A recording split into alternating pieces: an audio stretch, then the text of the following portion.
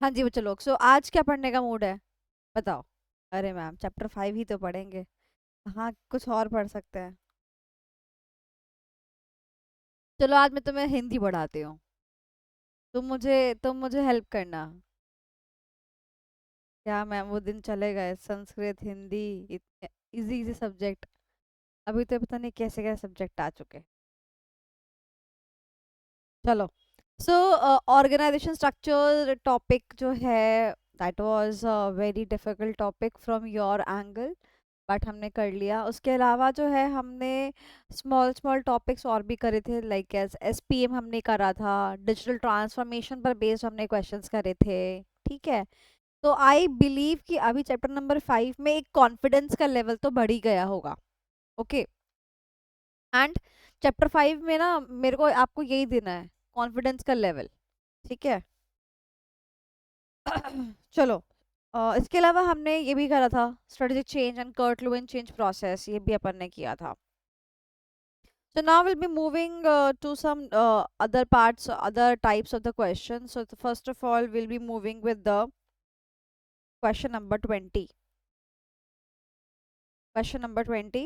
Basically, it is direct question, and आजकल जो है इस पर बेस भी बच्चों को क्वेरीज और डाउट्स आते हैं। ओके। तो Prachi is gonna read the question. इतना बड़ा क्वेश्चन है, प्राची पता नहीं पढ़ पाएगी नहीं कि पढ़ पढ़ाएगी पाएगी। प्राची क्वेश्चन रीड कर पाओगे? Question number 20।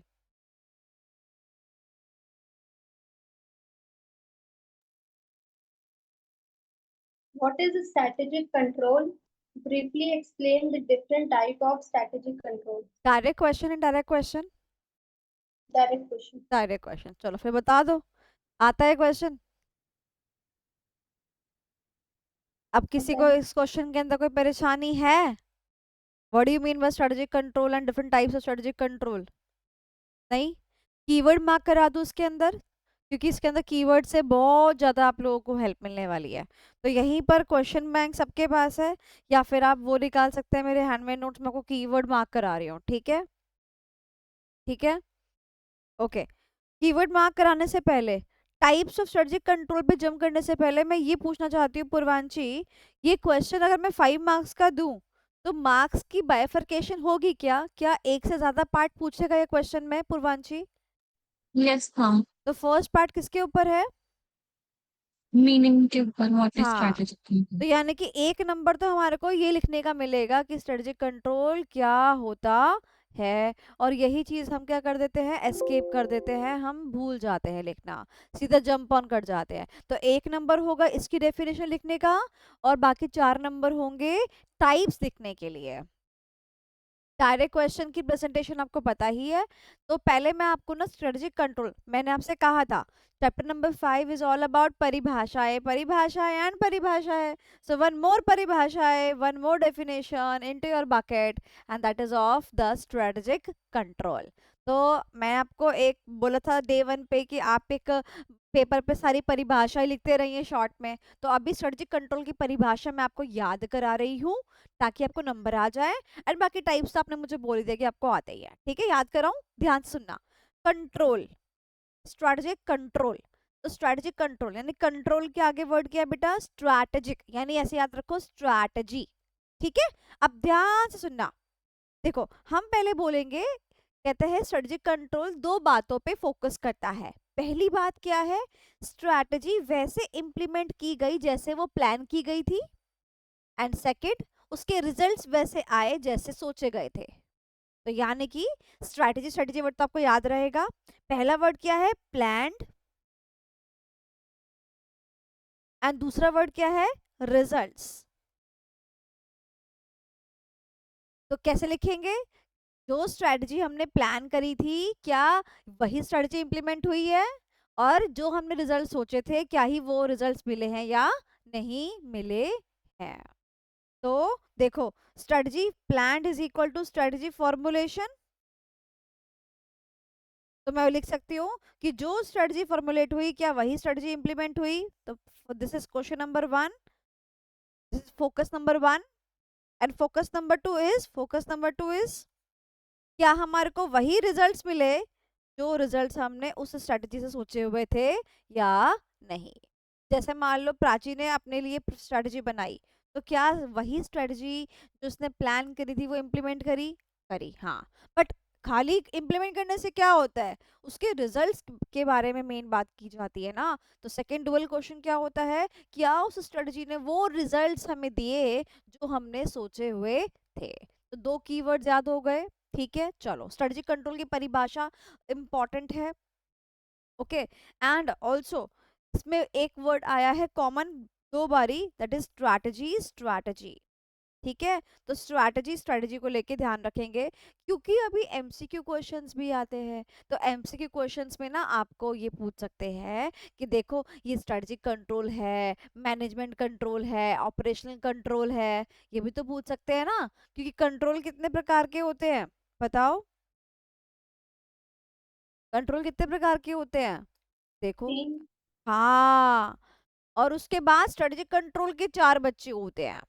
देखो मैं आपको दिखाती हूँ, ये देखो, कंट्रोल कितने प्रकार के होते हैं, तीन प्रकार के होते हैं। Very very good, important for MCQ.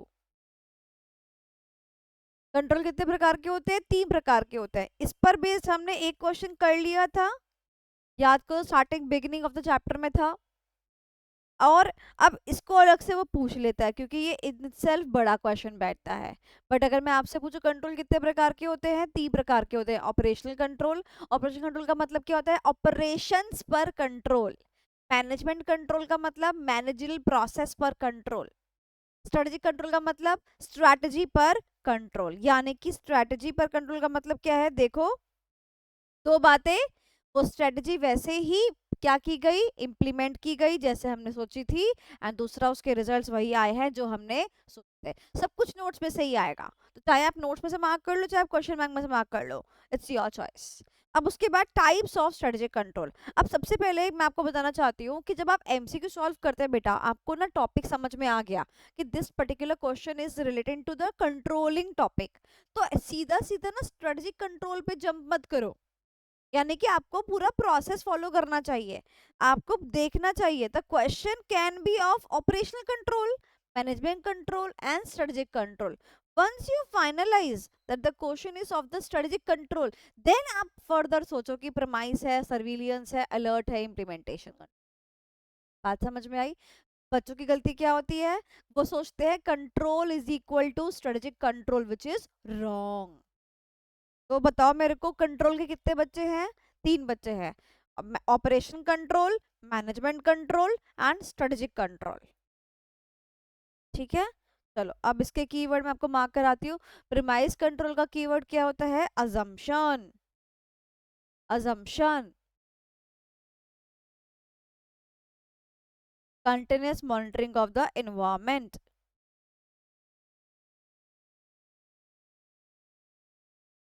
Strategic surveillance का कीवर्ड है मॉनिटरिंग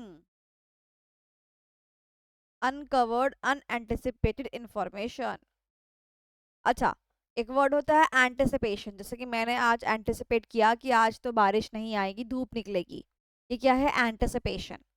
बट जो एंटिसिपेट हो सकता है उस बात को थोड़ी ना हम खोजेंगे।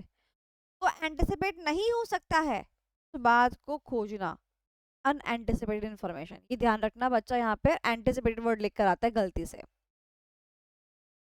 Next special alert control.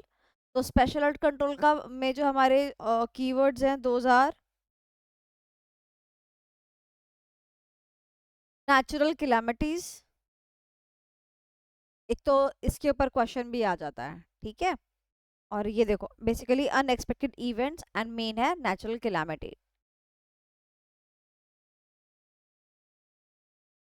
तो ध्यान रखना, नेचुरल कैलामिटी अगर आती है कोई भी, नेचुरल कैलामिटीज पढ़ी है ना, या फिर डिजास्टर्स आते हैं कोई भी, डिजास्टर्स समझते हो ना, डिजास्टर मैनेजमेंट किताब तो पढ़ी होगी, साइक्लोन, सुनामी, ये वो, वॉर की situation, changes in government, blah blah blah blah, that is the special alert control. And next is implementation control. तो implementation control जो है हमारा, वैसे तो दो टाइप्स का होता है, बट यहाँ पर इस क्वेश्चन के अंदर इन्होंने बाइफर्केशन नहीं दी है। अगर तुम मेरे हैंडमेड नोट्स देखोगे तो वहां पे मैंने पूरा पूरा बाइफर्केशन दी है, तो you better go with these two bifurcations, the keywords, the highlights, ये जो हेडिंग दे रखी है।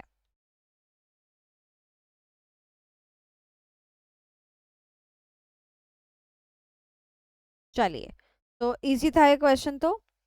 Okay, so now I would be going to the next particular question.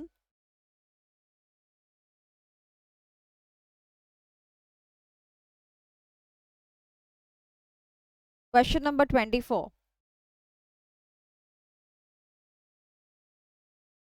Question number 24. You are hired as a strategic manager. Suggest the element of process of control. Oh my God, क्या पूछ लिया गया? Control करने का process पूछ लिया गया। Process of control has the following elements, यानी कि जब हम कोई कंट्रोल करते हैं तो उसमें क्या क्या चीजें कंट्रोल करनी चाहिए, what should be the process, क्या क्या बातों पे कंट्रोल करना चाहिए। तो मैं आपको ये बोलूंगी, as you can see this has not been there in any of the examination so far. As you can see, study mat old में था, स्टडी मैट न्यू में था, and then now it was in MTP April 22।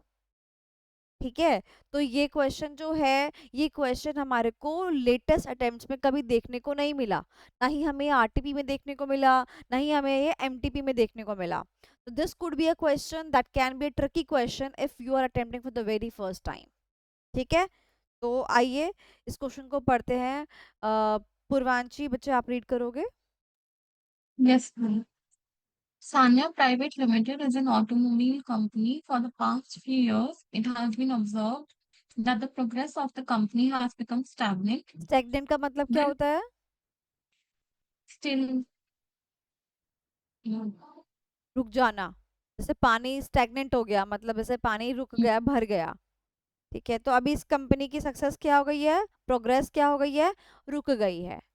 ठीक है, when scrutinized, it was found that the planning department was performing fairly well, but the plans could not be implemented due to improper use of resources. ओ जब scrutiny की गई तो क्या लिखा था? उसने बोला जो हमारी प्लानिंग डिपार्टमेंट थी, स्ट्रेटजी का फॉर्मुलेशन था, वो बहुत अच्छे से हुआ। यहाँ पे लिखो स्ट्रेटजी फॉर्मुलेशन अच्छे से हुआ, स्ट्रेटजी फॉर्मुलेशन अच्छे से हुआ, but the plans could not be implemented due to improper use of the resource, यानी कि स्ट्रेटजी इम्प्लीमेंटेशन अच्छे से नहीं हुई। क्यों नहीं हुई उसने बता दिया reason, improper use of the resources, undesirable tendencies of the workers. Undesirable का मतलब भैया उनकी इच्छाएं खत्म नहीं हो रही, छुट्टियां चाहिए इनको, ये वो। And non conformance of the norms and standards, यानी कि आप जो भी कंपनी के ऊपर नॉर्म्स, रूल्स एंड रेगुलेशंस लगते थे, ये भी इन्होंने कंप्लाई विद नहीं करे हैं। अब देखो, इसके बाद क्वेश्चन को पढ़ने के बाद ना इसने ये लाइन लिख दी। अगर ये लाइन ये नहीं लिखता, मैं आपसे पहले एक क्वेश्चन पूछना चाहती हूँ, इस लाइन को भूल जाइए। मैं आपसे क्वेश्चन पूछना चाहती हूँ, मैं आपसे पूछना चाहती हूँ कि हमारे पास दो चीजें होती हैं, फॉर्मुलेशन एंड इम्प्लीमेंटेशन। हमने एक टॉपिक पढ़ रखा है ये वाला बेटा, बिल्कुल starting beginning of the chapter के अंदर है, in regard to the formulation and implementation. आ जाइए, मैं आपको अभी दिखाती हूँ, ये देखिए।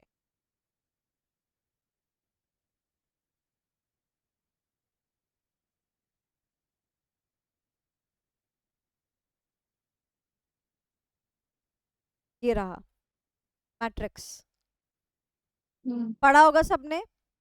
अब हमने क्या कहा था, स्ट्रेटजी फॉर्मुलेशन अच्छी हुई है बट स्ट्रेटजी इम्प्लीमेंटेशन नहीं हुई है, और यही लिखा था, this can be due to the various factors such as lack of experience, lack of resources, missing leadership, और कुछ कुछ ऐसा ही दे के रखा हुआ है। तो अगर मैं इस क्वेश्चन को सबसे पहले टिल्ट करना चाहूँ तो इस क्वेश्चन को टिल्ट कर सकती हूँ और इस यहाँ पर ला सकती हूँ। मैं आपसे ये पूछ सकती हूँ कि draw the matrix and tell me कि कंपनी किस कैटेगरी में फॉल करती है। तो अब आप मुझे बताएंगे कंपनी कौन सी कैटेगरी में फॉल करती है, बताएंगे? ए कैटेगरी में फॉल करती है। तो एक क्वेश्चन यहाँ से ऐसा भी बन सकता है। Is it everything clear? Okay, क्या खराबी थी? इम्प्लीमेंटेशन में खराबी थी। इम्प्लीमेंटेशन में खराबी थी, यानी कि इम्प्लीमेंट करवाने वाला शायद मिसिंग था, ये ढंग से नहीं करा पाया, या रिसोर्सेस कम थे, या ढंग से यूज नहीं हो पाए, लाइक दिस ओनली ना। तो ये क्वेश्चन जो है ना, ये क्वेश्चन आपको इस प्रकार से भी दिख सकता है। फिर मैं आगे इसी के आगे पूछना चाहती हूँ आपको, आइडियल सिचुएशन क्या होती है कि दोनों चीज अच्छी हैं,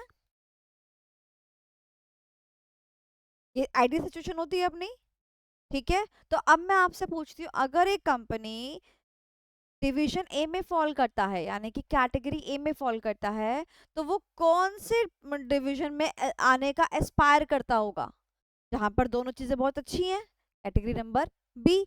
तो अगर मैं आपसे इसी क्वेश्चन में आगे पूछ लूं कि इस कंपनी को क्या करना चाहिए आगे के लिए, तो हम क्या बोलेंगे, the company should look forward to come from cell A to cell B by by कैसे करेगी बताओ, क्या किस में प्रॉब्लम है, इम्प्लीमेंटेशन में प्रॉब्लम है, तो उसको अपनी इम्प्लीमेंटेशन सुधारनी चाहिए। तो आपसे क्वेश्चन पूछा जा सकता है कि इस कंपनी को सजेस्ट कीजिए कि क्या करना चाहिए, तो देखना कि क्या खराबी है, उसी को ठीक करने की बात करना। अब इस क्वेश्चन को तीसरे एंगल से लेके जाती हूँ।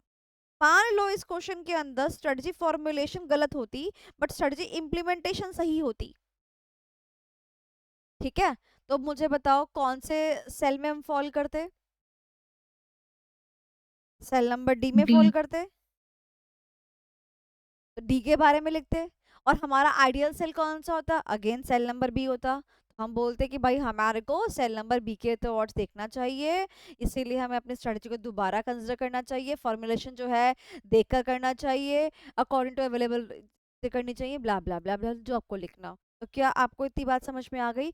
आई एम एक्सपेक्टिंग कि strategy formulation and strategy implementation पर अब from now onwards direct questions आपको देखने को नहीं मिलेंगे, क्योंकि ना ये तो बच्चा भी समझ जाएगा, भाई 4 डब्बे हैं उनको एक्सप्लेन करना है, इसमें क्या ही एक्सप्लेन करने वाला। ठीक है, और इजी क्वेश्चन में ये है हमारे पास इन दोनों का डिफरेंस बिटवीन, तो वो ये दे देगा, और ये टेबल तो चेंज भी हुई है, न्यू भी आई है टेबल, तो मैंने आपको बताया, प्रीवियस टेबल तो डिलीट हो गई है। तो अब मुझे लगता है इस क्वेश्चन के अंदर लिख दीजिए आप 3 क्वेश्चंस सॉल्व हमने करे हैं बेसिकली इस क्वेश्चन पर बेस्ड। अब आते हैं हम इस, तो हमारा क्वेश्चन उसने पूछा, तो यहाँ तक मैं आपको ये बोलूंगी कि भाई ये क्वेश्चन के बारे में जो भी दे रखा था ना, वो एक नींव थी, उस पर बेस्ड कैसे भी क्वेश्चन आपसे पूछे जा सकते हैं, and also get prepared for the MCQ part. जैसे कि इन द सेम क्वेश्चन मैं आपसे पूछती हूँ, आपने ये जो है बॉक्स को रेडी कर लिया था ना, ठीक है, तो ऐसे आपसे पूछ सकता है which one is not good, formulation, implementation, both, none, ऐसे करके भी आपको एमसीक्यू आ सकता है। तो ये बेटा जी मैं आपको बोलूंगी, जो इसका मेन पार्ट है ना, suggest the elements of process control, ये इतना इंपॉर्टेंट नहीं है जितना इंपॉर्टेंट एक केस स्टडी है। Okay, now it is asking about the process of control. So obviously this has to be the newest thing for you. तो exact याद करने की जरूरत नहीं है, एक ओवरव्यू दे रही हूँ, इजी तरीके से सोचना, एक स्टोरी फॉर्म में आपको याद करा दूंगी। ठीक है, सबसे पहले ये देखो कि भैया मुझे अचीव क्या करना है, यानी मेरे ऑब्जेक्टिव्स क्या हैं, क्योंकि जो मुझे अचीव करना है उसी पर बेस में कंट्रोल लगाऊंगी। ठीक है, अब उन ऑब्जेक्टिव्स को अचीव करने के लिए क्या कोई सिस्टम है कि मैं उसको मॉनिटर या मेजर कर पा रही हूँ कि अच्छा, क्योंकि objectives needs to be measured. आपको पता है कि अगर मैंने कहा कि मुझे 3 महीने के अंदर ये प्रॉफिट्स चाहिए, तो ऑब्जेक्टिव क्या हो गया कि 3 महीने के अंदर प्रॉफिट चाहिए। अब क्या मैं उसको मॉनिटर कर रही हूँ, मेजर कर रही हूँ कि नहीं कर रही हूँ, 3 महीने में अगर मुझे चाहिए तो 1 महीने में कम से कम मेरे को इतना नंबर ऑफ प्रॉफिट हो जाना चाहिए, इजी सिंपल। उसके बाद आपको क्या करना है, आपको याद होगा आपने कंट्रोल की परिभाषा पढ़ी होगी बचपन में, कंट्रोल की परिभाषा क्या होती है, स्टैंडर्ड वर्सेस एक्चुअल। तो बेटा ये क्या था, स्टैंडर्ड, .2 क्या था, एक्चुअल, तो .3 क्या है, स्टैंडर्ड वर्सेस एक्चुअल परफॉर्मेंस। और फिर हम क्या करते हैं, करेक्टिव एक्शन, करेक्टिव एक्शन, तो हो गया याद। इजी, चलो मेरे साथ रिपीट करोगे। सबसे पहला क्या करेंगे, अपने ऑब्जेक्टिव यानी स्टैंडर्ड्स को तय करेंगे, उसके बाद देखेंगे एक्चुअल ऑब्जेक्टिव्स हमने कितने अचीव करे हैं, उसको मॉनिटर करते रहेंगे। थर्ड क्या है, स्टैंडर्ड वर्सेस एक्चुअल। एंड चौथा, टेकिंग करेक्टिव एक्शंस। तो बना बना के लिख सकते हो ना, if the deviation is less हम उसको इग्नोर कर देते हैं, but if the deviation is more we try to take the corrective actions. याद हो गया? प्राची सुना सकती है मेरे को?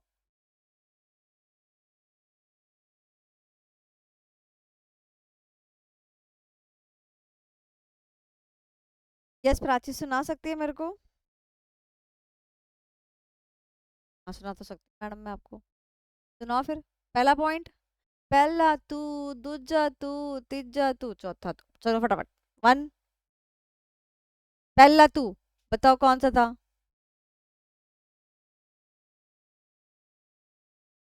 ट्राई करो। सबसे पहले क्या करते हैं, सेट करते हैं ना, यानी कि स्टैंडर्ड्स, यानी कि standard, we need to set the standard. उसके बाद क्या करते हैं प्राची? फिर हम एक्चुअल देखते हैं, वेरी गुड। फिर थर्ड में क्या करते हैं? दोनों का डिफरेंस देखते हैं, कंपैरिजन करते हैं। कंपैरिजन करते हैं एक्चुअल और स्टैंडर्ड का। हाँ, और चौथे में उसके क्या बाद करते हैं? Take corrective action action. Very good, चलो मेरे साथ दोबारा से, पहला तू, स्टैंडर्ड। स्टैंडर्ड दूजा सेट तू, करते हैं, परफॉर्मेंस मेजर करते हैं एक्चुअल। एक्चुअल। तीजा तू, कंपेयर करते किसको? हैं एक्चुअल और स्टैंडर्ड को। चौथा तू। करेक्टिव एक्शन लेता है। डन, हो गया याद। तो मेरा बच्चा इस क्वेश्चन के ऊपर भी डरेगा नहीं ना, ठीक है? चलो, okay. now the next question is question number 28. Question number 28. How can a corporate culture be strength and weakness? It is again a direct question. अच्छा, कोई मुझे बता सकता है डायरेक्ट क्वेश्चन की प्रेजेंटेशन कैसी होती थी? मैं ना भूल गई हूँ एक्चुअली। हेडिंग आएगी? हाँ आएगी। पार्ट्स गिवन है क्वेश्चन में? नहीं, पार्ट्स तो गिवन नहीं है, डायरेक्टली भी लिख सकते हैं। तो लिख देंगे corporate culture as a strength and corporate culture as a weakness. I guess इसमें तो कोई प्रॉब्लम नहीं होगी। तो basically you have to connect the culture with the strategy, है ना? तो अगर आपका कल्चर अच्छा होता है तो एज अ स्ट्रेंथ आपको मिलता है। अगर आपका कल्चर वीक, अगर आपका कल्चर अच्छा नहीं होता है तो it comes as a, so you have to do it by yourself. चलो, अब बात करते हैं क्वेश्चन नंबर 29 की।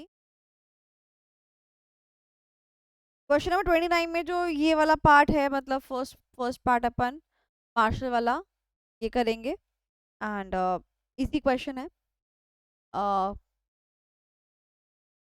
तरुण, आ ही गए हो बेटा, तो क्वेश्चन को रीड ही कर दीजिए, मैं तो कब से इंतजार कर रही थी।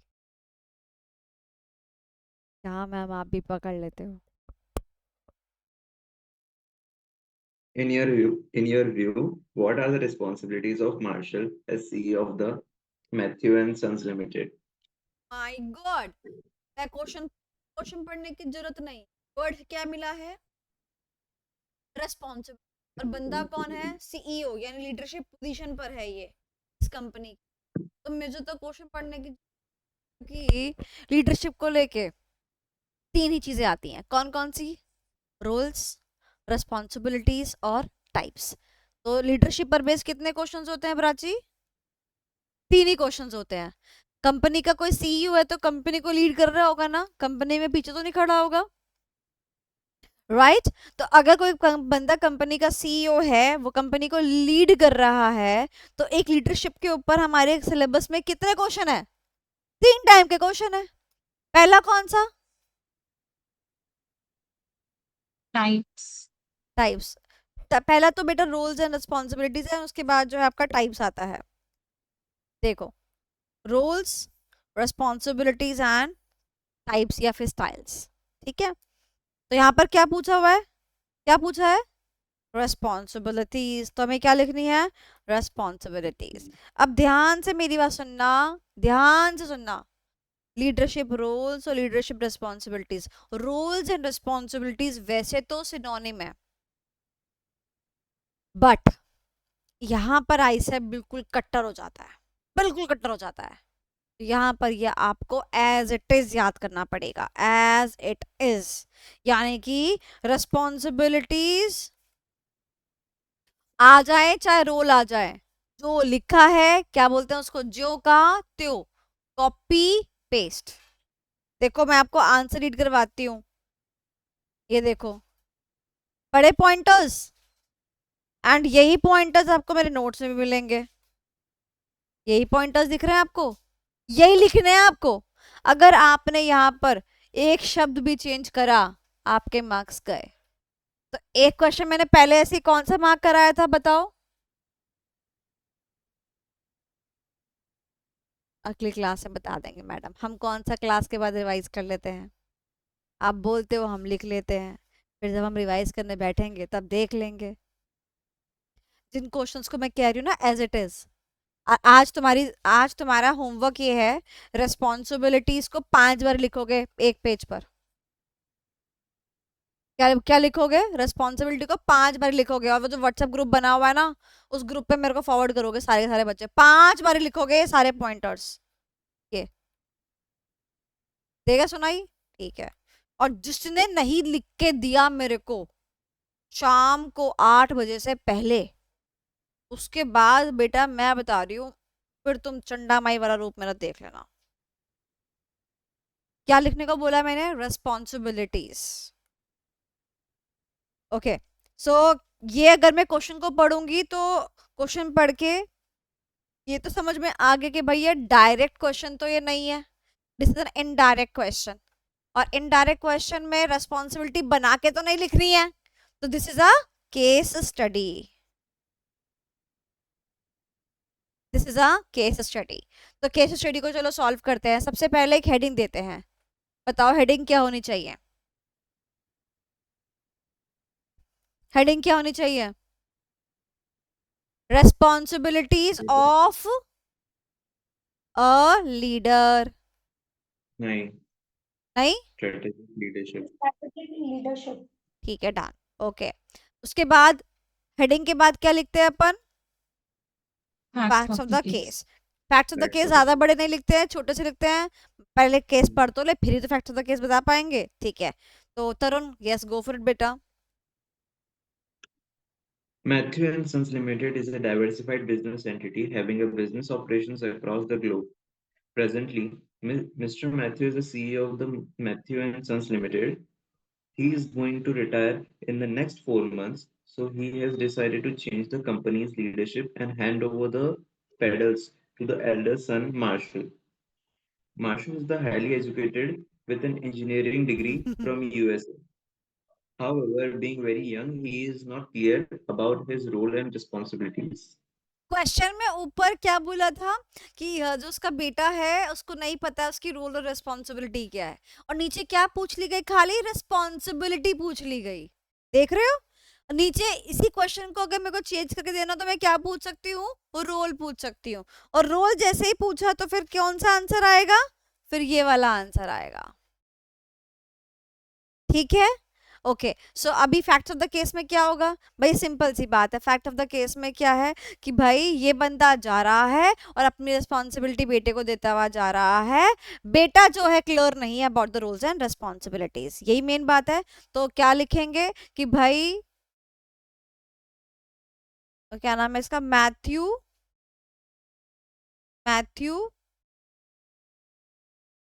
Decided to hand over the pedals की जगह वर्ड लीडरशिप लिख सकते हो, to the elder son Marshall.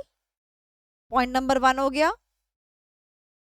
Point number 2, Marshall is not clear about the roles and responsibilities.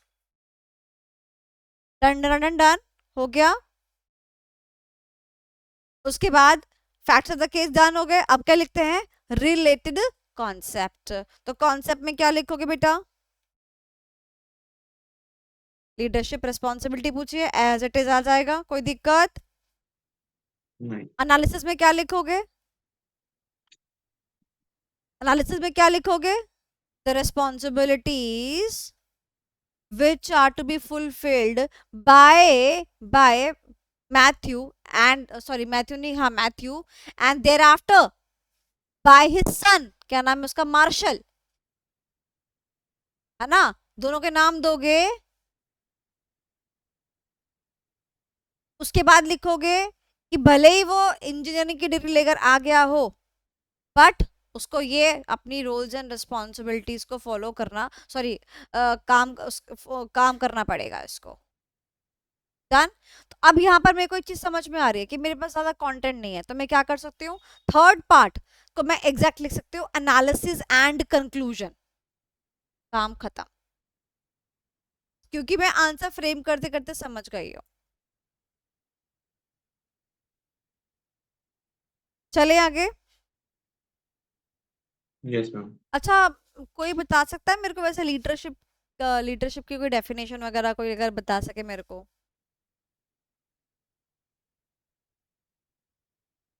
Leadership,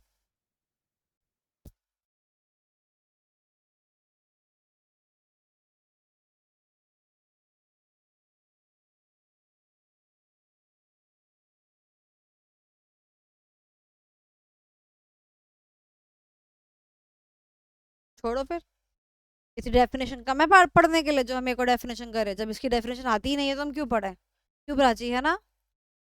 Prachi अभी मैंने क्वेश्चन कराया था 4 वाला, है ना, तो वो दोबारा से रिवाइज कर लेते हैं। पहला तू क्या था, स्टैंडर्ड सेट करना, दूजा तू, एक्चुअल परफॉर्मेंस को मेजर करना, तीजा तू, तीसरा कि कंपेयर करना एक्चुअल और स्टैंडर्ड को, चौथा तू, और टेक करेक्टिव एक्शन। डन हो गया। प्राची ने आज मेरा दिल खुश कर दिया, thank you so much Prachi, you have made my day, I keep on smiling the whole day. Okay, next is question number 31. Question number 31. Good question. Good question. अच्छा क्वेश्चन है एंड आई गेस ये अब बच्चों को करना चाहिए। And इस question के अंदर तरुण को प्रॉब्लम भी थी, अब जिसको प्रॉब्लम थी वो बच्चा क्वेश्चन ना पढ़े तो समझ कैसे आएगा।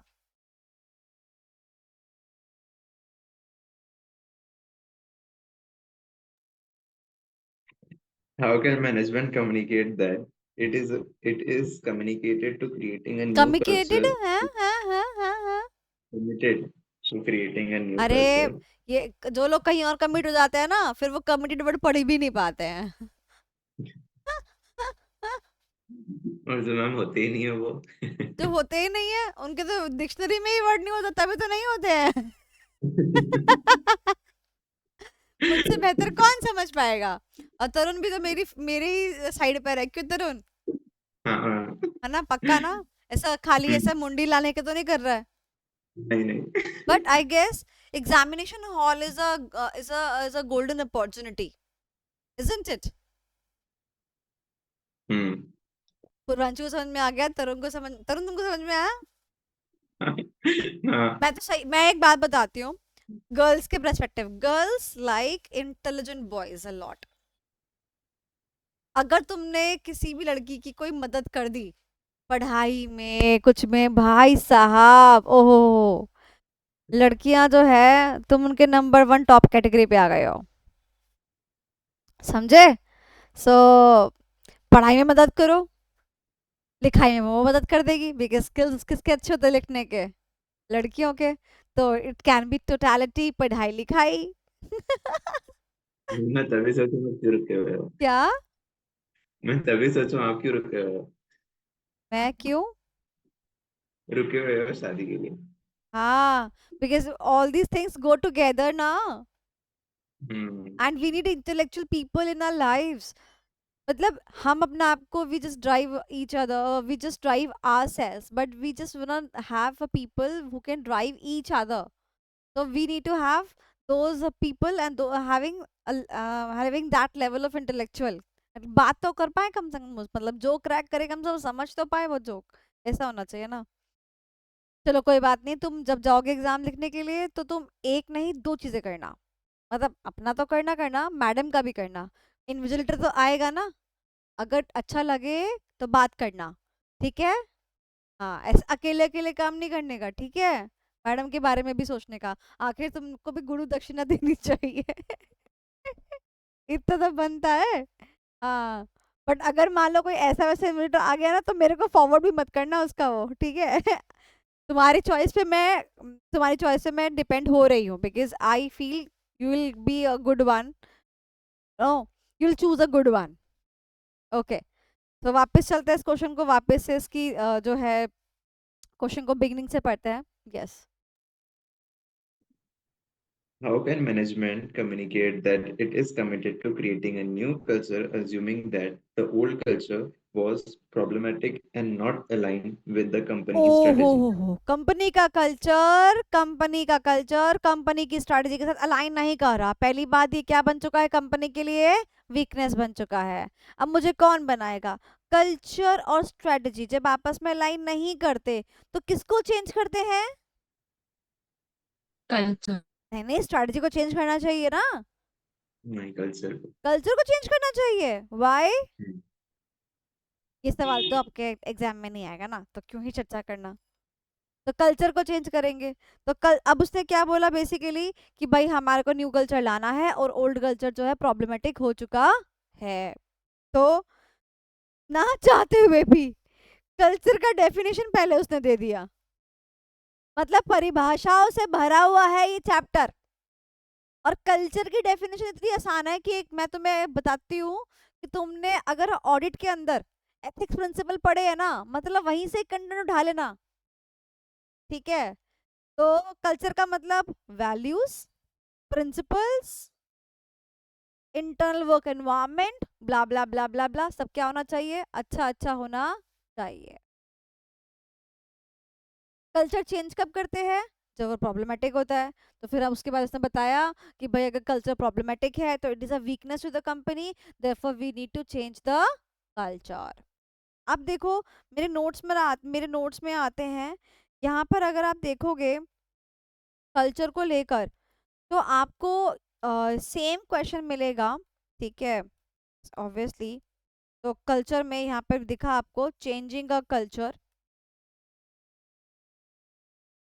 देखो ये रहा, चेंजिंग अ प्रॉब्लमेटिक कल्चर, और फिर उसके आगे स्टेप्स भी लिखे हुए हैं। नाउ सी, मैं आपको एक बात बोलती हूँ, ये टॉपिक ऐसा टॉपिक है दैट जहां पर हमारे को ना डेविएशन देखने को मिलती है with respect to the answers. जी हाँ, जब आप इस टॉपिक को करते हो cover from the study mat, you get this kind of answer. But then when you go through the study mat question answers portion, then you get this kind of answer। यानी कि basically क्या किया जाता है, वो जो सारे steps है ना उसको समरी फॉर्म में 3 स्टेप में और एक पैराग्राफ में सम अप कर दिया जाता है।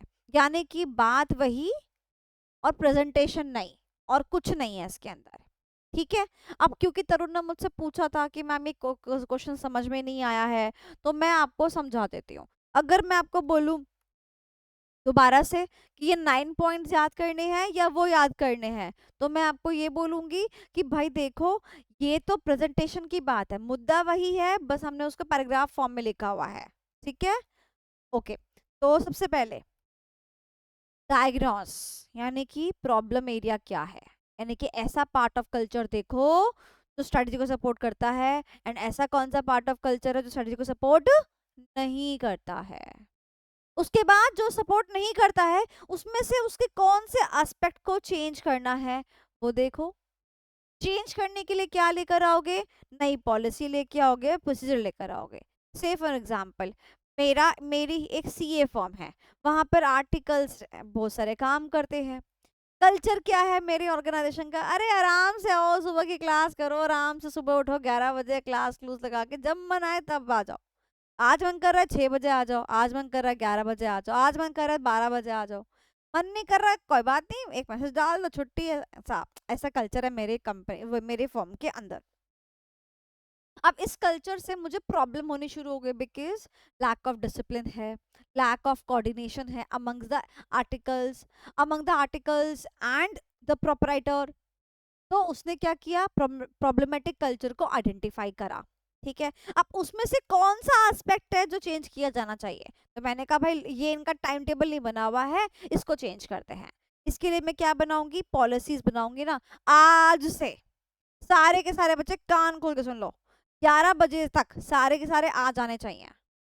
मैंने क्या किया, मैंने इसको इस चीज को चेंज करने के लिए पॉलिसीज बनाई एंड सुनना, एंड प्रोसीजर्स। प्रोसीजर का मतलब क्या होता है, उन पॉलिसीज को फॉलो कैसे करना है उसका तरीका। तो आप आते ही 11 बजे तक आप आएंगे, और ये मैंने आपका अटेंडेंस सिस्टम मार्क कर दिया है, you have to go with the attendance. आपकी बायोमेट्रिक अटेंडेंस है, आप पहले आप पंच करेंगे, उसके बाद अपना नाम रजिस्टर के अंदर लिखेंगे। तो पॉलिसीज एंड प्रोसीजर वर्ड बेटा, they go hand in hand always in management. पॉलिसियाँ बनाई जाती हैं एंड प्रोसीजर से हम उन पॉलिसी को फॉलो अप करवाते हैं। उसके बाद क्या होगा, भाई हम तो नहीं आ रहे, कर लो जो करना है, तो हम करेंगे। फिर तो हम क्या बोलेंगे कि भाई हमें तो लोगों के अंदर चेंज लेकर आना है, तो हम क्या करेंगे, we will put the reward system, कि भाई जो मंथ में 24 डेज पंक्चुअलिटी के साथ आएगा, तो मैं उसको 1,000 रुपये स्टाइपेंड ज़्यादा दूंगी, या मैं उसको एक छुट्टी एक्स्ट्रा दूंगी, या मैं उसको एग्जाम में छुट्टी एक्स्ट्रा दूंगी। एंड ऑल्सो प्रेजिंग पीपल, ताली बजवाऊंगी सबके सामने, वेरी गुड वेरी गुड, बहुत बढ़िया बहुत बढ़िया।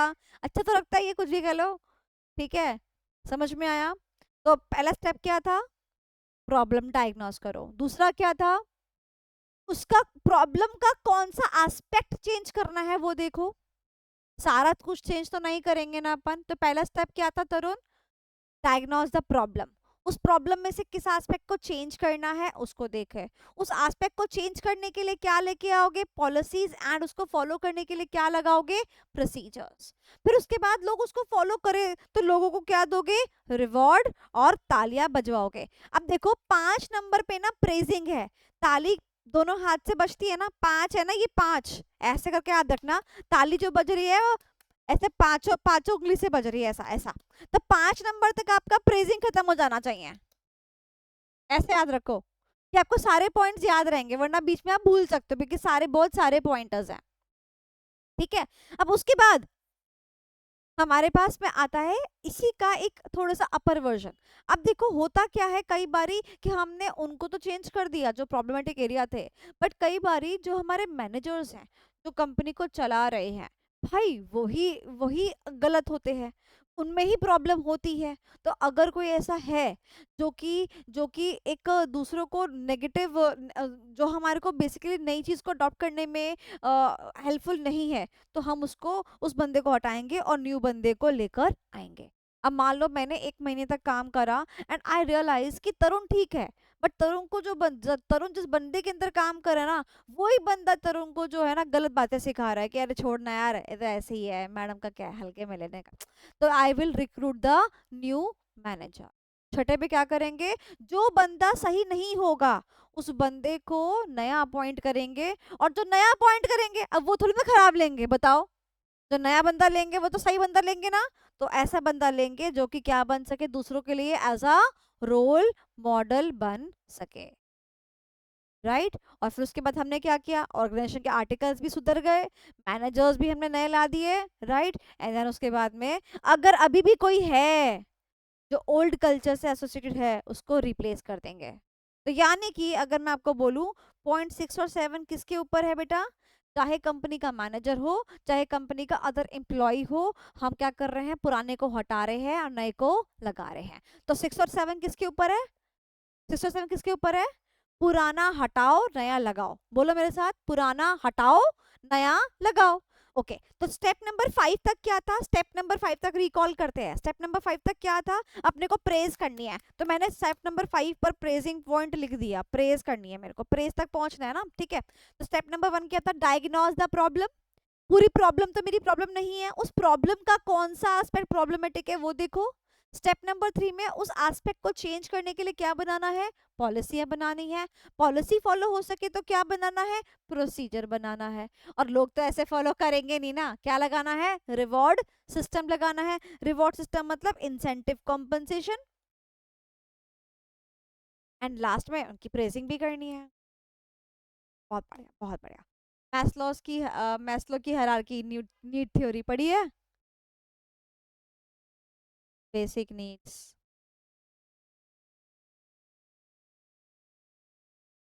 छोड़ो। ओके उसके बाद छठे सातवें पे सॉरी पांचवें प्रेस कर दिया, छठे सातवें पे क्या करना है, रिप्लेसमेंट करना है, पुराना हटाओ नया लगाओ, चाहे वो मैनेजर्स हो चाहे वो अदर पीपल हो, राइट। अब बात करते हैं आठवें की और नौवें की। वेरी इजी, सबको क्या करना है, कम्युनिकेट करना है कि जो जो हमने चेंज लाया है कल्चर में इसके क्या क्या बेनिफिट है, और ऐसी ही वैल्यूज हमें टाइम टू टाइम इम्प्लांट करनी है सबके अंदर। कि basically we to go with the activities, जिससे कि हमारे इस कल्चर को, जो हमने कल्चर बनाया है, इसको हम और बिल्ड कर सके, यानी कि हम इस डिसिप्लिन को और ला सके। तो हमें बता, देखो बेटा आज तुम पूरे 1 महीने टाइम से आए हो तो देखो कितना आउटपुट निकला है, तुम भी खुश रहे, मैं भी खुश रही, right. And we have to start building. I hope कि आपको आंसर अभी याद हो गया होगा, मैंने आपको ये आंसर याद करा दिया है।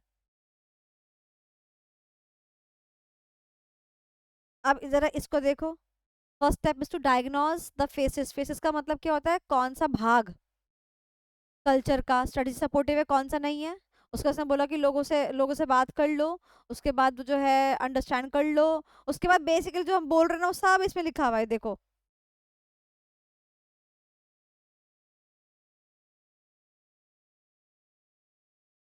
मिल गया।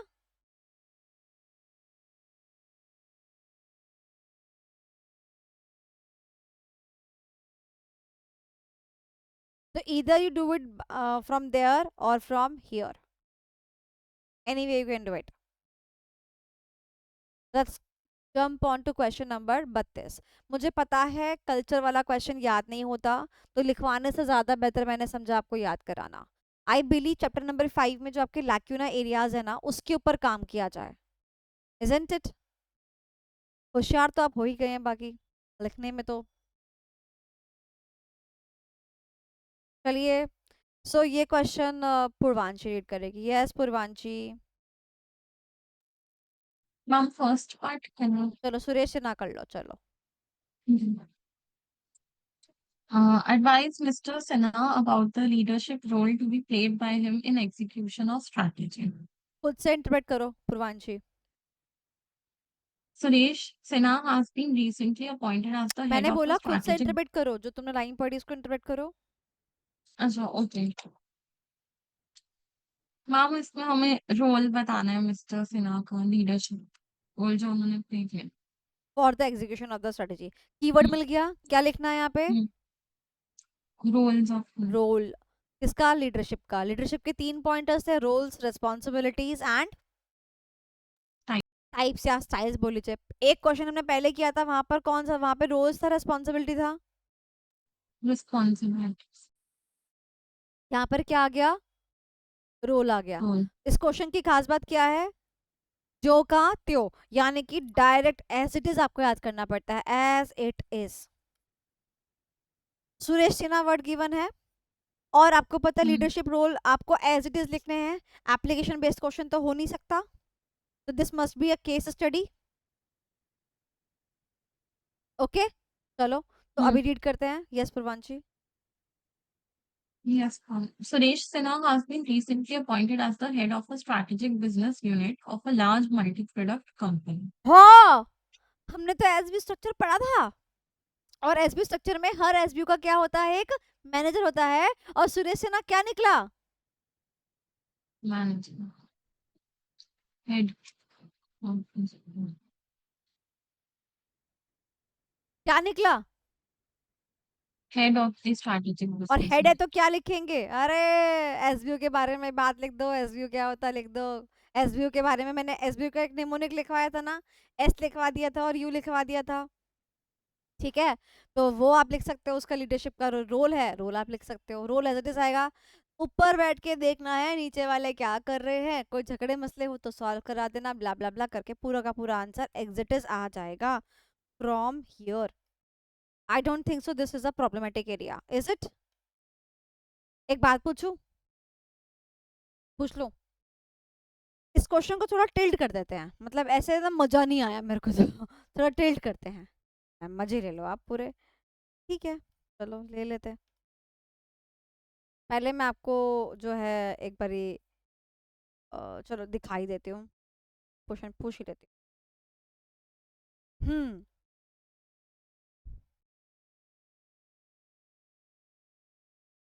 ओके, तो इस क्वेश्चन के अंदर जो लाइन यहाँ तक की है वो सेम है। सुरेश सिन्हा अपॉइंट किया जाता है as the head of the SBU of a large multi product company. ठीक है, अब आगे क्वेश्चन में चेंज करती हूँ। आपको मुझे बताना है कि आप आंसर में कौन सा टॉपिक लगाओगे। ठीक है, ओके।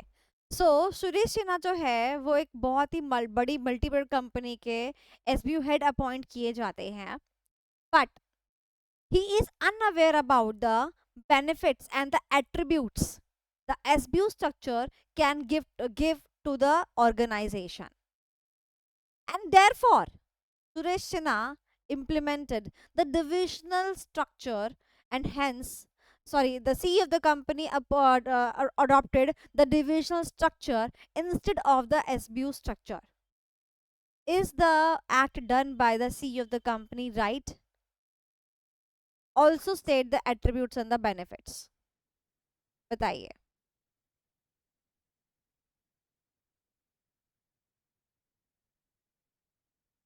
तो इसमें एसबीयू स्ट्रक्चर के बेनिफिट्स और बेनिफिट्स और एट्रीब्यूट्स एट्रीब्यूट्स बताना मल्टी डिविजनल के तो है नहीं। द है। act done by the CEO is wrong because it is a multi-product company and already we have the strategic business units and we have Suresh Sinha. तो ये मान के चलो क्वेश्चन कैसे भी आ सकता है। ठीक है, चलें आगे। ओके, ये हमने कल कर ही लिया था। Question number 35। तो लीडरशिप के ऊपर 3 क्वेश्चन बनते हैं, रेस्पॉन्सिबिलिटीज, रोल्स, और अब आता है हमारा स्टाइल। सच्ची मुझे बताना, लीडरशिप स्टाइल की इतना कोई प्रॉब्लम है क्या? Just tell me. I guess this is the most easiest question in this chapter, isn't it? Shall I just make you mark the keywords here? You should not ignore. Mark करा दूं? चलो, चाहे आपके पास मेरे handmade notes हो आप उसको देख सकते हैं। ठीक है, चाहे आपके पास है अभी क्वेश्चन बैंक है आप उसमें मार्क कर सकते हैं। तो सबसे पहला जो होता है वो आता है ट्रांजैक्शनल लीडरशिप स्टाइल। ठीक है, authority, exchange rewards, formalized approach, penalties,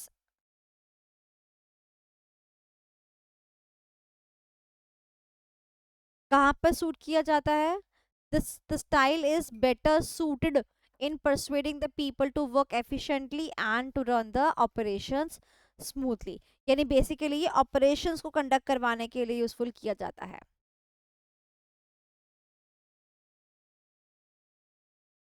on the other hand transformational जो होता है, करिश्मा, एंथुजियाज्म, इंस्पिरेशन, 3 कीवर्ड्स है, आने ही चाहिए।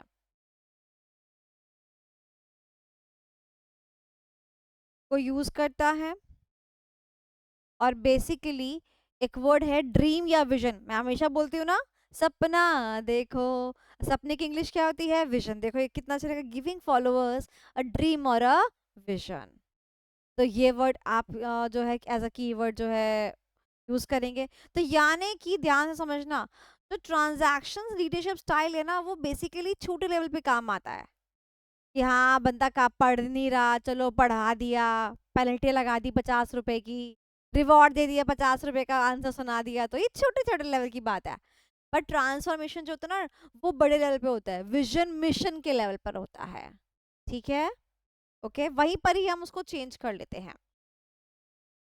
Okay, next is motivates,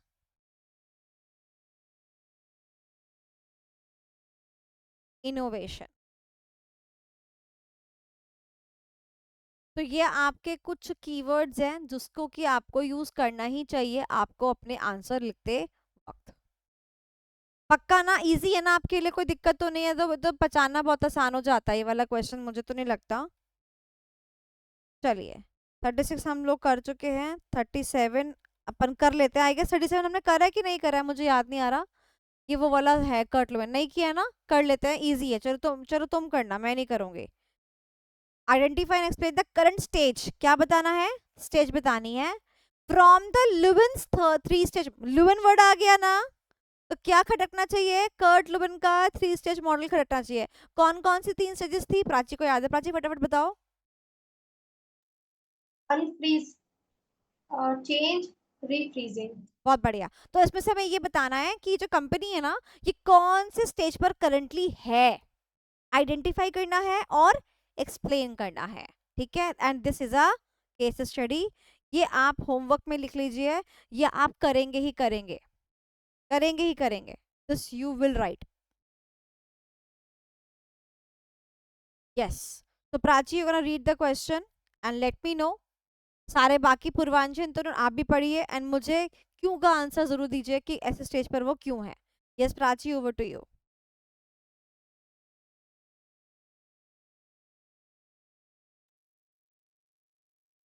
Identify and explain the current stage of Glassware Limited from the Lewin's three-stage model of change. ठीक है, बाकी question. Glassware Limited is about to go through a significant restructuring. The strategic change hold, involves topic का नाम आ गया है ना, चलो आगे continue. the strategic change involves moving from a decentralized to a centralized structure. इसका मतलब क्या होता है, डिसेंट्रलाइज्ड टू सेंट्रलाइज्ड स्ट्रक्चर, यानी पहले पावर्स बिखरी हुई थी, अब पावर एक जगह सेंट्रलाइज हो गई है, ठीक है। This will help Glassware avoid duplication of support activities and lower its cost. ठीक है, अच्छी बात है, चलो आगे बढ़ो। The management have held the oh first my god, कौन सा वर्ड आया, the management have held. Held कौन सा टेंस होता है, present tense, past tense, future tense, past. Very good, past tense. Have held the first staff briefing, staff briefing का मतलब क्या होता है, स्टाफ को बता दिया, तो यानी कि हेल्ड का मतलब एक मीटिंग हो चुकी है जिसमें स्टाफ को अपन बता चुके हैं। तो बताओ स्टेप नंबर 1 में हम क्या कहते हैं, स्टेप नंबर 1 में हम क्या कहते हैं, अनफ्रीजिंग, यानी कि लोगों को अपनी जगह से उठाना। तो अब आप मुझे बताओगे क्या ये हो चुका है, क्या हमने क्या हमने अपने लोगों को बता दिया है, अनाउंसमेंट वगैरह मीटिंग वगैरह कर ली है, बताओ यस और नो, कर ली है। तो स्टेप नंबर 1 तो इसका Yes. मतलब हम कर चुके हैं, हेल्ड का मतलब क्या होता है, पास्ट टेंस, ठीक है। तो उसने स्टाफ की ब्रीफिंग करी जिसमें कि उसने बता दिया कि भैया ये चेंज नेसेसरी क्यों है। तो अब बताओ अगर फर्स्ट स्टेप पार कर लिया जाएगा तो फिर अब कौन से स्टेप पर होगा वो, Second, इन पर होगा। गुड क्वेश्चन ना, इजी क्वेश्चन। क्या पूछा है ध्यान से, identify and explain the current stage. मैं इसी क्वेश्चन को चेंज कर रही हूँ, लास्ट लाइन आंसर करना, identify and explain which stage the company went through when he was doing such meetings। जब कंपनी वो मीटिंग्स कर रही थी तो कंपनी कौन से स्टेज पर थी, first stage, यानी क्वेश्चन की लास्ट लाइन इज इंपॉर्टेंट, रटना नहीं। ओके, सेम क्वेश्चन, लास्ट की लाइन फिर से चेंज, आगे का सिनेरियो कंटिन्यू फॉर्म में। The company has implied the company has implied all the methods for bringing the change, compliance method, internalization method and identification method, and now therefore is ready for the application of such change। Identify the stage,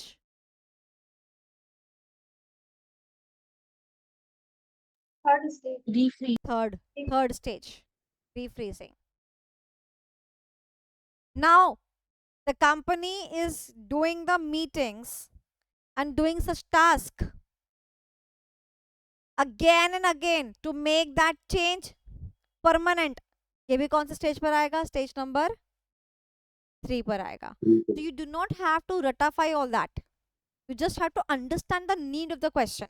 So 90% क्या होता है ना, ऐसे अभी क्या कर रहा है, क्योंकि बच्चों को ना क्वेश्चन याद हो गए, अच्छा ओ ये वाला ऐसा है, ये वाला ऐसा है, अब बच्चा पूरा क्वेश्चन पढ़े बगैर अपना आंसर छाप रहा है। ऐसा नहीं होना चाहिए। You should always see to it what is the last line of the question. तो क्या पूछा था इसका करंट स्टेज, अब आपने आइडेंटिफाई कर दिया। तो बेटा केस स्टडी की प्रेजेंटेशन कैसे करोगे?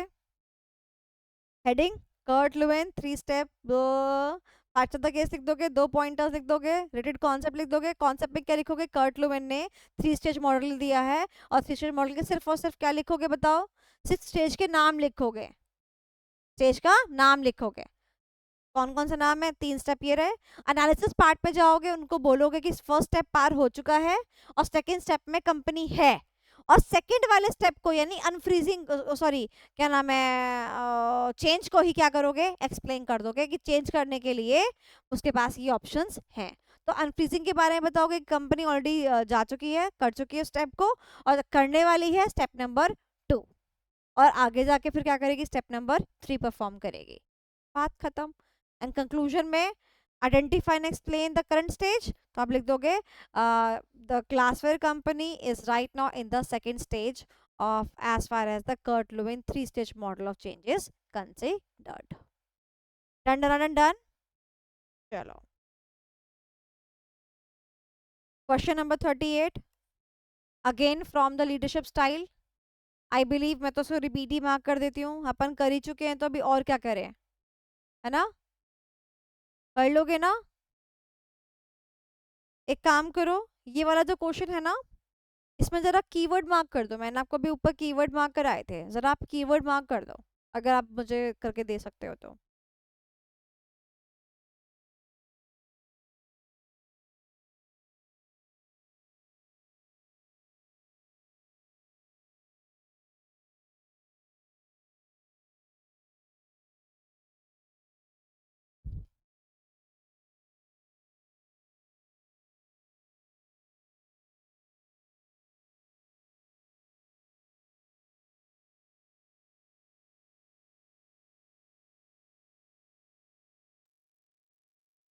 मैम ये रहा कन्वेंशनल एंड फॉर्मल अप्रोच और रिवॉर्ड और explicit reward and punishment. Done.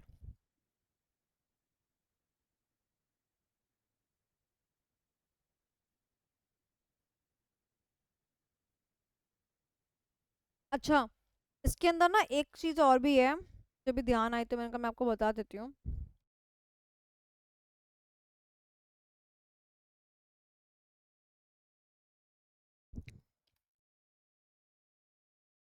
वो कई बार ये पूछ लेता है कि कौन सा लीडरशिप स्टाइल कौन से टाइप के एनवायरनमेंट या ऑर्गेनाइजेशन के लिए यूजफुल होता है। तो मैं आपको बता देती हूँ।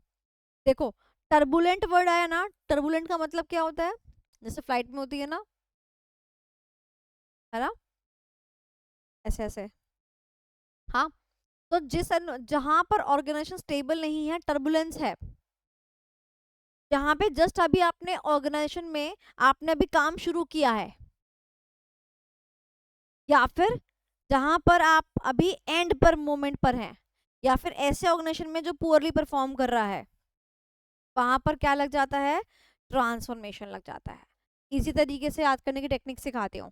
ट्रांसफॉर्मेशन का मतलब मोटिवेशनल और कुछ नहीं है ना, मोटिवेशन दे रहे हैं। ऐसे याद करो, मोटिवेशन कब कब देना है? जब आपका ऐसे ऐसे हो रहा हो, हिल रहा हो, काम ही नहीं बन रहा। दूसरा, सीए स्टार्ट करते वक्त ही मोटिवेशन दे दो, ओ देखा सीए का टैग लग जाएगा नाम के आगे, ये वो। या फिर सीए फाइनल्स पर जब इंसान हार गया है, छोड़ना यार इतनी मेहनत जवानी बर्बाद कर रहे हैं, तब दे दो। तो मोटिवेशन कब कब देते हैं? या फिर जब आप बीच में कहीं पर भी, फाउंडेशन हो, इंटर हो, फाइनल हो, कभी भी आप पुअरली परफॉर्म कर रहे हो, अटेम्प्ट पे अटेम्प्ट लग रहे हो गया याद? तो पहला टर्बुलेंट एनवायरनमेंट, दूसरा सीए करने से पहले, एक सीए करने के लास्ट स्टेज पर, और बाकी बीच में कभी भी जब आप पुअरली परफॉर्म कर रहे हो, that is where the it is applicable. ठीक है।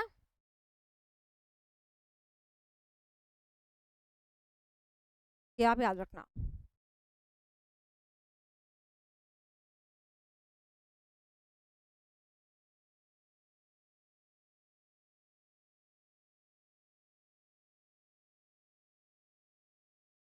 Question number 40। अगर मैं इजी भाषा में देखूं तो यहाँ लिखा हुआ है अ study supportive culture promotes good strategy execution, और बाकी यहाँ पे दे रखा है पूरा इतना बड़ा क्वेश्चन। क्या कोई मुझे छोटे वाले क्वेश्चन के अकॉर्डिंग बता सकता है कि कौन सा टॉपिक है, क्या लिख सकते हैं? बड़ा वाला क्वेश्चन के अकॉर्डिंग मैं बता दूंगी।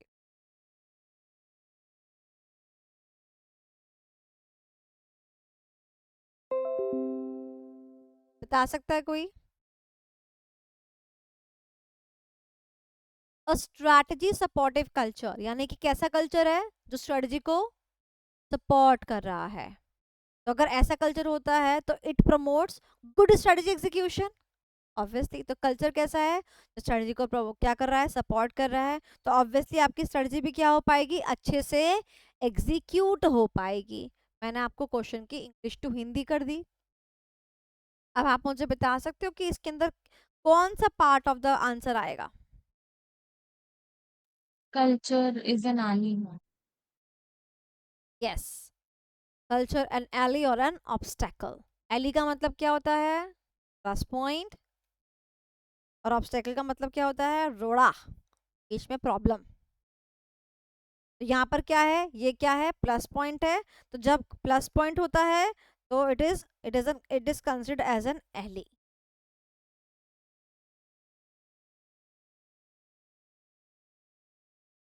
तो पहले मुझे बताओ क्वेश्चन की इंग्लिश टू हिंदी समझ में आई? अभी क्वेश्चन करें, चलो। तो बहुत बड़ा क्वेश्चन है यार, कोई ट्रिक बता दो यार, ज़्यादा सोचना ना पड़े। है कोई?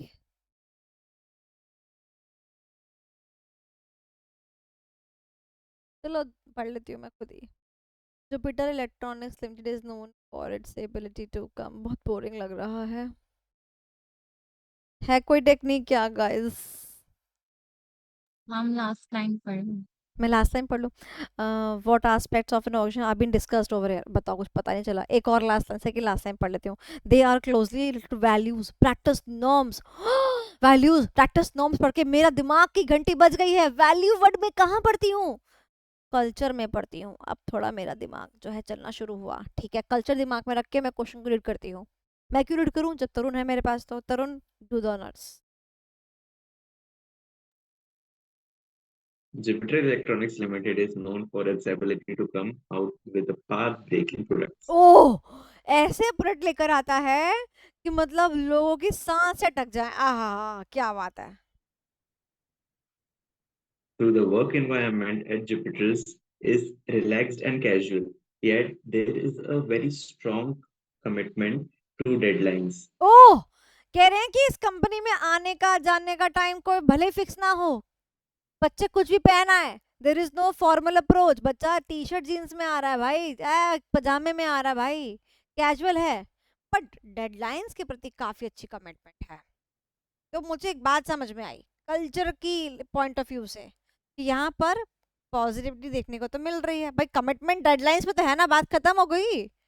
हाँ भाई, अब तुम कल को सीए के पेपर लिखने के लिए जाओगे, कब वो देख रहा है कि आईलाइनर लगाया कि नहीं लगाया? मत लगाओ आईलाइनर, मत जाओ मर्सिडीज से, रिक्शे से जाओ, does that matter? No, let it be casual one.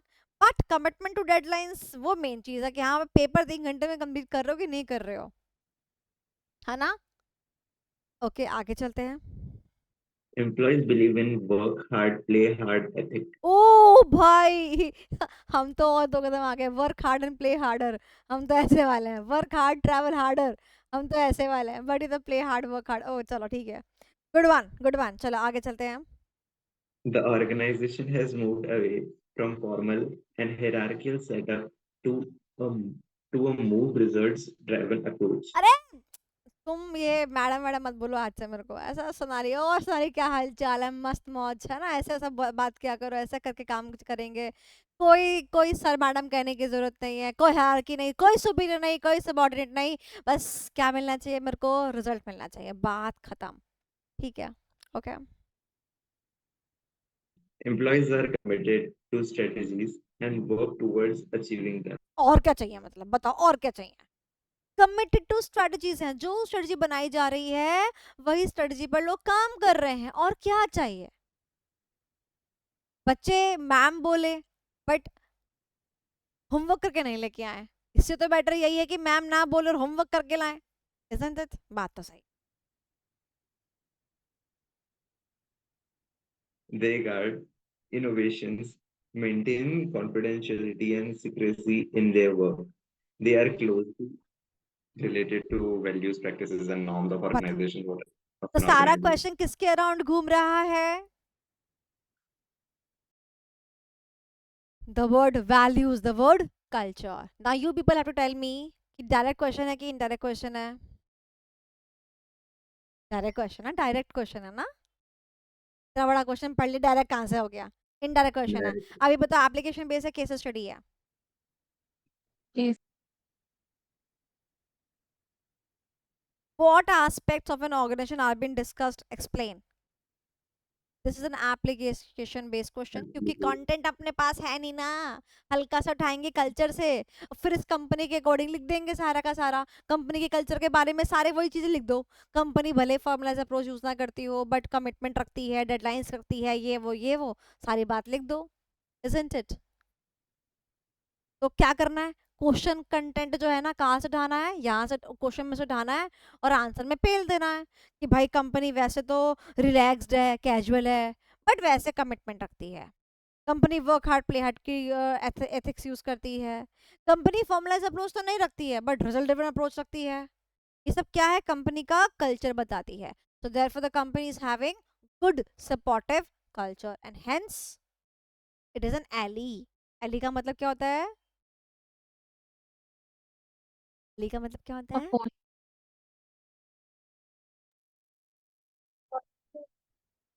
ally का मतलब क्या होता है?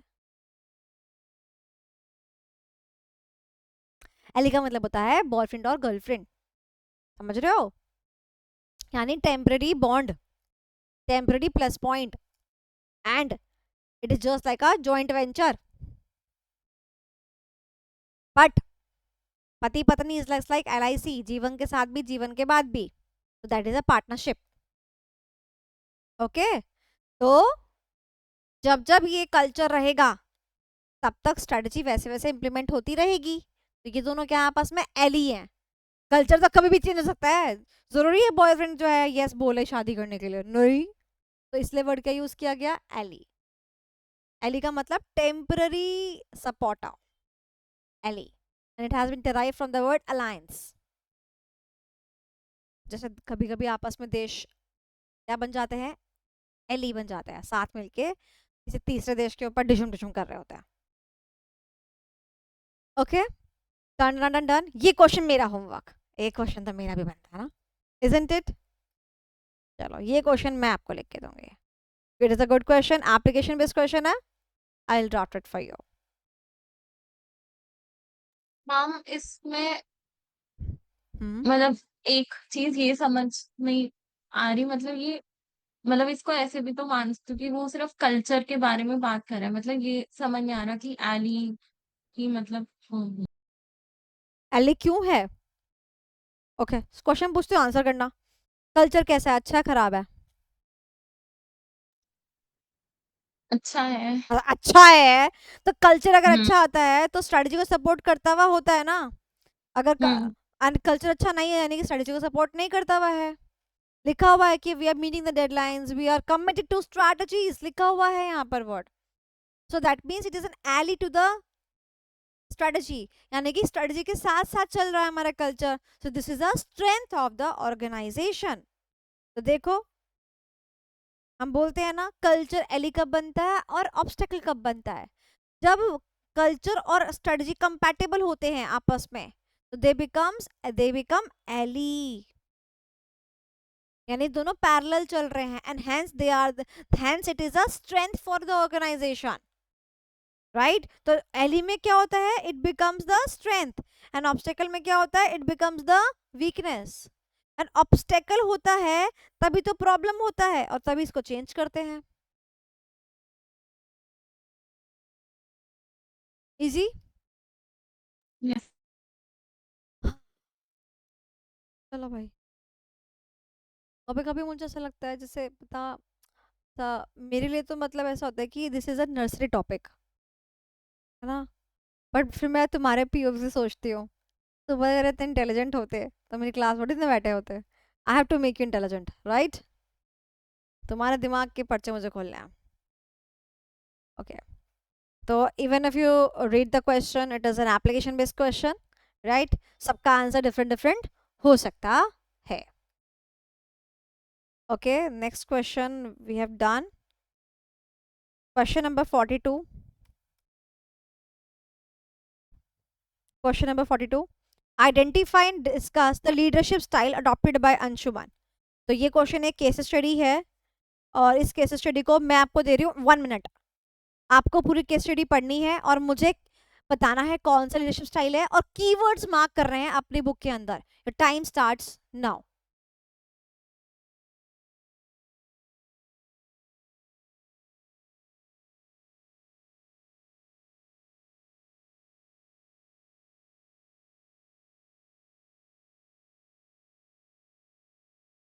Twenty seconds gone.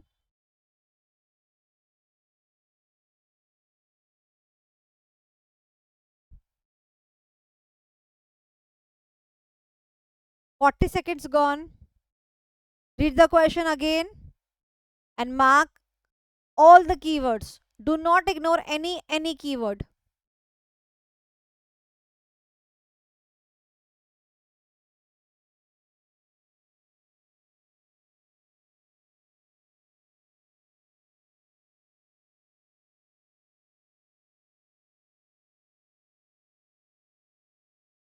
Ten, 9, 8, 7, 6, 5, 4, 3, 2, 1. Okay, पहली लाइन में कोई कीवर्ड है?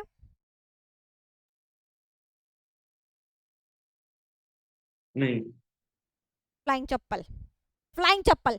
लास्ट लाइन पढ़ी थी क्वेश्चन की, identify and discuss the leadership style. पढ़ी थी। और अभी क्या लिखा है? Anshuman was the CEO of the struggling company. CEO कौन होता है, इसको क्या बोलते हैं? तो इसका मतलब हमें फर्स्ट लाइन से क्या मिला? सीईओ मतलब लीडर है ये कंपनी का। हम्म। तो सीईओ लीडरशिप की कैटेगरी में आता है। ओके, नेक्स्ट लाइन में कुछ मिला क्या कीवर्ड?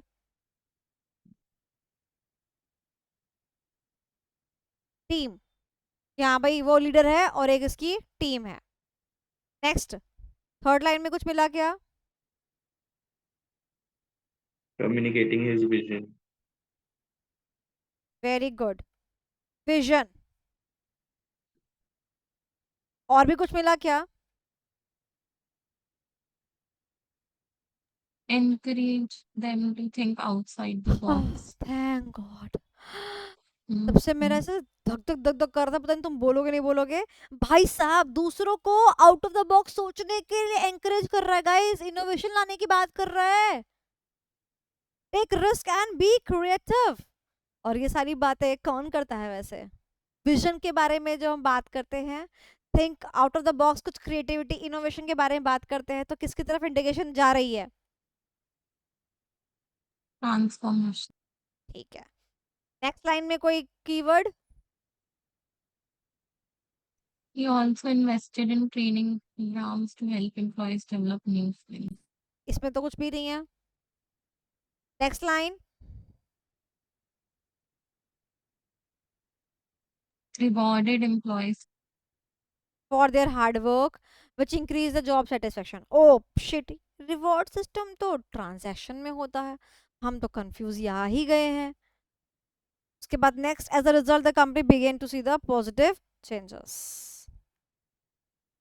अब अभी तक सब कुछ मामला ठीक था, ट्रांसफॉर्मेशन चल रहा था, अब इसने रिवॉर्ड वर्ड यूज करके मेरे तो मतलब क्या ही बोले।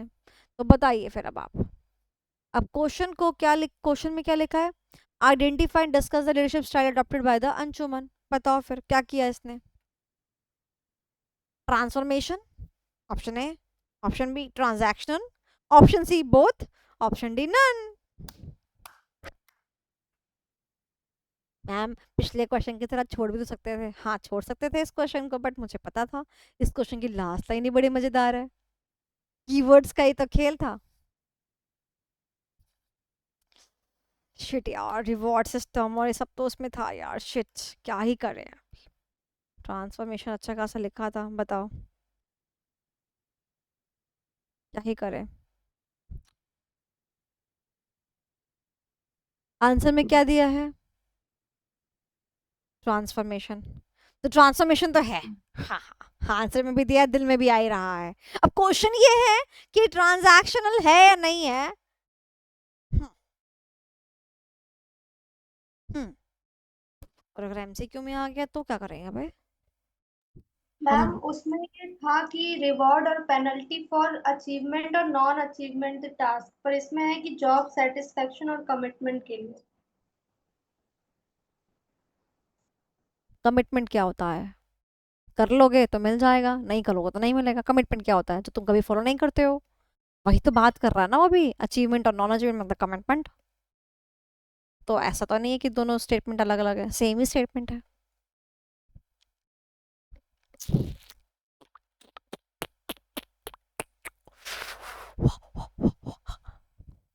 क्या तुम लोग मेरे सामने हारते हो? मैं तभी इसका आंसर बताऊंगी। जल्दी बताओ, मेरे को आंसर तो निकल रहा है, तो पहले तुम्हें हार मारनी पड़ेगी, उसके बाद ही मैं बताऊंगी। तरुण कह रहा नहीं, मेरे को अपने आंख नाक कान तन धन से इस क्वेश्चन को मैं जीतूंगा। लगा ले भाई, मैं भी यही है, तू भी है। आधा घंटा ले ले यार, मजा आ जाए अगर ये क्वेश्चन कोई सॉल्व कर दे तो यहाँ से। पहले बताओ कंफ्यूजन जो है वो सच में है ना? समझ में आया ना क्या कंफ्यूजन है इस क्वेश्चन के अंदर? कि कीवर्ड्स पर बेस अपन ने अभी तक स्टाइल पढ़ा, और क्वेश्चन बहुत सही से ट्रांसफॉर्मेशन के अकॉर्डिंग जा रहा था। भाई पता नहीं पटरी कहाँ पे ट्रांजैक्शन पे आ गई। अरे चाहो तो एक बार क्वेश्चन और रीड कर लो, चलो अगर हार इतनी जल्दी नहीं माननी, एक बार क्वेश्चन और रीड कर लो, क्या पता कुछ मिल जाए तुम्हारे को। Let me just give you one more chance.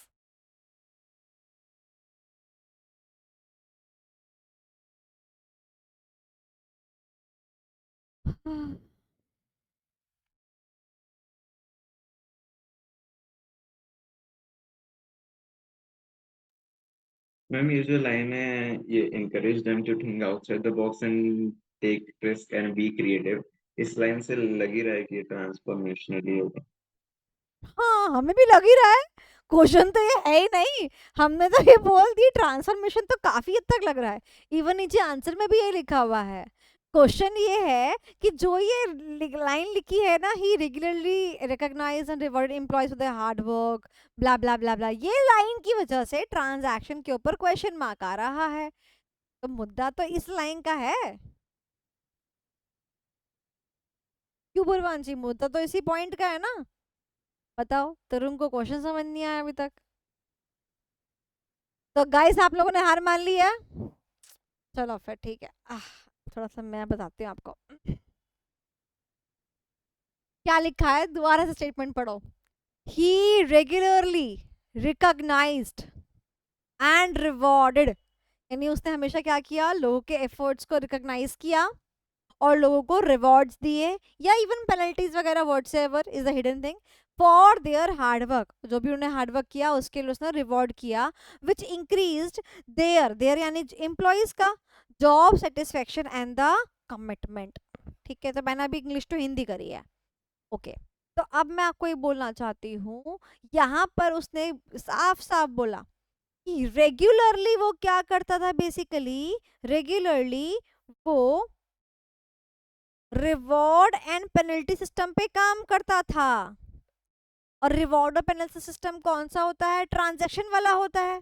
यानी कि वो ये कह रहा है, सुनो मेरी बात ध्यान से, जैसे कि मैं हूं, मैं आपके ऊपर रेगुलरली अच्छा काम करोगे तो पेनल्टी लगा, सॉरी रिवॉर्ड देती हूँ, और गलत काम करोगे या कमिटमेंट फॉलो नहीं करोगे तो पनिशमेंट देती हूँ। ये मैं रेगुलरली करती आई हूँ। बट यहाँ पर उसने क्या लिखा है, he started by communicating the vision to his employees, यानी कि अब बेसिकली उसने क्या किया है, अब उसने जब इससे भी काम नहीं हो पा रहा है और इसको क्या चाहिए, और इसको थोड़ा बड़े रिजल्ट्स चाहिए, तो इसने क्या किया, ट्रांसफॉर्मेशन लीडरशिप स्टाइल को फॉलो किया। तो आइडेंटिफिकेशन में क्या कौन सा लीडरशिप आएगा, ट्रांसफॉर्मेशन आएगा। ट्रांजैक्शनल क्यों नहीं आएगा, क्योंकि वो तो रेगुलरली फॉलो करता ही आ रहा है भैया। मैंने आपको बताया छोटे छोटे ऑब्जेक्टिव्स के लिए अपन फॉलो करते हैं ट्रांजैक्शनल, बड़े बड़े विजन के लिए हम फॉलो करते हैं, क्या फॉलो करते हैं, ट्रांसफॉर्मेशन। यहाँ पर तो मुझे एम्प्लॉयज को लेके उनका विजन ही चेंज करना था ना, and that is why transformation is applicable. Transactional तो वो फॉलो करता ही आ रहा था, ओके इट्स फाइन। तो यहाँ पर the answer is transformation. Transaction क्यों नहीं लगेगा, क्योंकि वो तो रिवॉर्ड और पेनल्टी सिस्टम लगाता हुआ ही आ रहा है, that means it is now immaterial. I believe now it is समझ में आ गया। देखो एग्जाम्पल याद करो, पहले मैंने आपके ऊपर रिवॉर्ड पेनल्टी लगाया 50 रुपए 100 रुपए का, उसके बाद मैंने क्लास के बाद आपको मोटिवेट करना शुरू किया कि नहीं किया, this is how the things are being done. But when I am motivating तो ट्रांसफॉर्मेशन ही खिलाया जाएगा ना, this is what the scene is. चलो ओके, ये भी हो गया है, ये भी हो गया है, ये भी हो गया है, ये भी हो गया है। Okay this question, the last question, ये क्वेश्चन अब रिपीट तो नहीं होगा। एंड अब देखो इस क्वेश्चन के अंदर आप एक चीज देख सकते हो कि यहाँ पर ए है, बी है और सी है, यानी एक क्वेश्चन के अंदर ना 3 चीजें पूछ ली गई हैं। तो जब भी कोई क्वेश्चन के अंदर पॉइंटर्स होते हैं 3 या 4 या 5, तो वहां पे कोई प्रेजेंटेशन फॉलो नहीं की जाती है, सीधा सीधा क्वेश्चन से ही हेडिंग बना ली जाती है और आंसर लिख दिया जाता है। तो क्वेश्चन नंबर 1 क्या है, identify the leadership style adopted bye Ramesh and Suresh. तो क्या लिखोगे, leadership style adopted bye Ramesh is this and Suresh is this, यानी कि ऐसे क्वेश्चन में कोई प्रेजेंटेशन फॉलो नहीं की जाती है। उसके उसने क्या बोला, कब कब हम इसको यूज करते हैं, तो आप बता सकते हो ट्रांसफॉर्मेशन का भी यूज करते हैं और ट्रांजैक्शनल का भी यूज करते हैं। और लास्ट इस दोनों के करेक्टरिस्टिक बताने हैं तो करेक्टरिस्टिक बता दो दोनों के, जो कि बेसिकली आपको पता ही है। Done done done done, this can be your homework. So we have done a lot of questions today, है ना, बहुत सारे क्वेश्चन करे हैं। एक तो मैंने आपको होमवर्क दिया ही है, 1 या 2 दिए होमवर्क, ठीक है, और एक मैंने अपने लिए होमवर्क रखा है। देख ले, तो है तुम्हारा है, बट मैं हाँ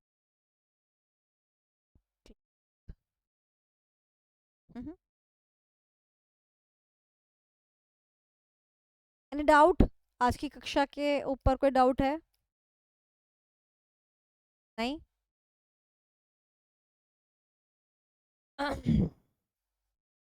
चलो कॉपी चेक कर ले क्या, यस, तदान तदान तदान तदान तदान तदान तदान तदान तदान तदान तदान तदान तदान तदान।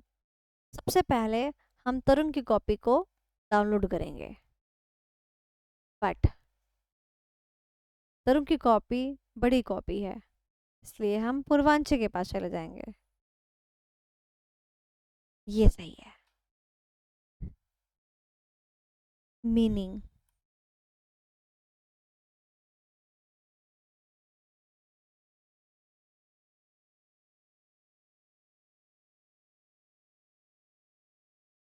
ओके अगली क्लास में याद रखना इफेक्टिवनेस एंड एफिशिएंसी के बारे में बताऊंगी और उसको रेट भी करूंगी, ठीक है।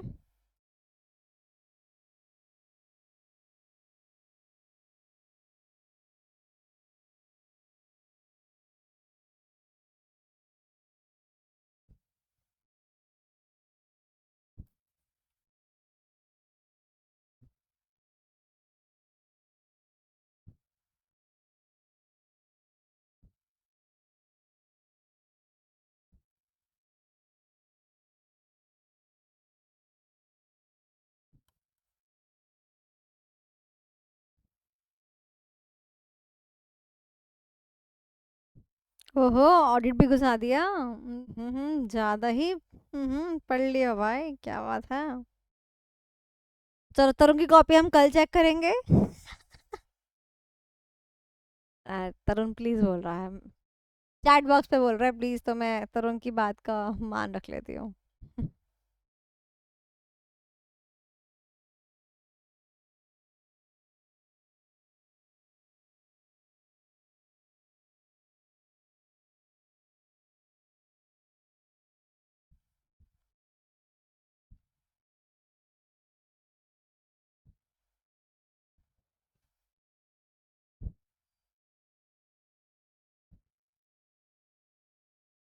Good one.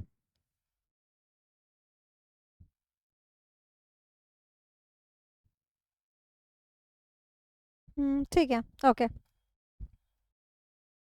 चलो थोड़ा बहुत लिख ही देते हैं मैम को खुश करने के लिए, इतना ही बहुत है। और कोई डाउट है? Let's end the class.